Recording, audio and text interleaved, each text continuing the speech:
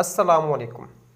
محسن Pakistan doctor Abdul Qadeer Khan, جن کی وفات کو اب ایک ہفتے سے زائد ٹائم گزر چکا ہے، جس کے بعد سے اب تک پاکستان کی تمام فضا سوگوار ہے اور تمام لوگ دکھ کا اظہار کر رہے ہیں، کیونکہ ان جیسی شخصیت اب تک نہ پاکستان کی تاریخ میں آئی تھی اور نہ ہی آ سکے گی۔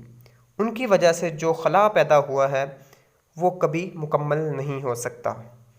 تو ڈاکٹر عبدالقدیر خان کی وفات کے بعد سے اب تک ہزاروں بلکہ کروڑوں لوگ جو ہیں ان کی قبر کا رخ کر چکے ہیں۔ ڈاکٹر عبدالقدیر خان، جو کہ H8 قبرستان اسلام آباد میں مدفن ہیں، کی قبر پر بے شمار رش ہر ٹائم لگا رہتا ہے اور ان کے چاہنے والے ان کے مداح ان کی قبر پر آ کر فاتح خوانی کرتے ہیں۔ لیکن اس دوران ایک شخص جس کا نام مشتاق احمد کہتے ہیں، ایک ایسا شخص بھی ہے جو کہ تقریباً اپنا زیادہ وقت اور تقریباً 24 گھنٹے وہاں پہ گزارتا ہے۔ اس شخص کا کہنا ہے کہ وہ ان کا ایک تعلق دار تھا اور وہ اس کا بہت بڑا فین ہے۔ ان کا کہنا ہے کہ ڈاکٹر عبدالقدیر خان کی وفات کے وقت میری طبیعت ناسازگار تھی، جس کی وجہ سے میں موقع پر نہیں پہنچ سکا، تو اب میں یہاں پر روزانہ کی بنیاد پر آتا ہوں اور پوری سردیوں میں بھی میں یہیں بسیرا کروں گا۔